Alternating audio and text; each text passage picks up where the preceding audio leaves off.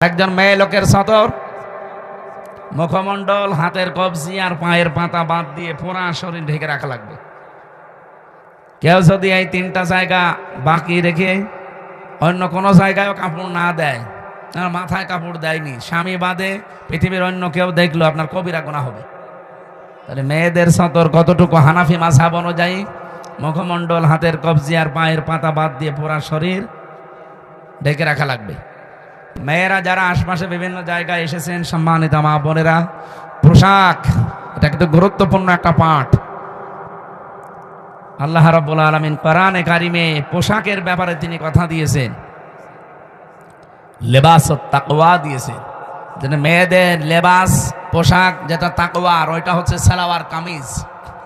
আপনারা যারা স্বামী আছেন, বড় ভাই আছেন, বাবা আছেন, যারা বানিয়ে দেন, সালোয়ার কামিজ বানিয়ে দিলে এটা সর্বোত্তম পোশাক।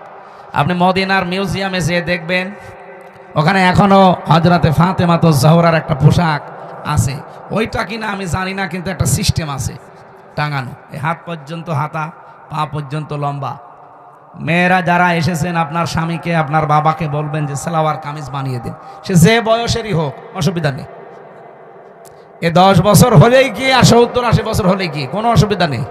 শাড়ি পরে পর্দা আদায় হয় না, নামাজও হয় না। কারণ মাথায় শাড়ি দিয়ে যদি কেউ নামাজ পড়তে যায়, আর একবার যদি পড়ে যায় কাপড়, সেজদা দিতে গিয়ে চুল বেরিয়ে যায়, আপনার ফরজ নামাজ শেষ। আমি কথা বোঝাতে পারলাম? সুতরাং এমন পোশাক পরা লাগবে যেন নামাজের সময়ও কাজে লাগে, বাইরে হঠাৎ কোনো পরপুরুষের সামনে পড়ে গেলেও যেন পর্দার মতো ফরজ বিধান লঙ্ঘন না হয়। হ্যাঁ, মুখমণ্ডল, হাতের কবজি, পায়ের পাতা খোলা রাখা জায়েজ আছে, কিন্তু সর্বোত্তম পর্দা হচ্ছে এগুলোও ঢেকে রাখা, হাত মোজা, পা মোজা দিয়ে, যেটা আসিমাত বলা হয়। কিন্তু রুখসাত হিসাবে আপনার মুখমণ্ডল, হাতের কবজি, পায়ের পাতা এইগুলো খোলা রাখতে আপনার ছাড় দেওয়া আছে।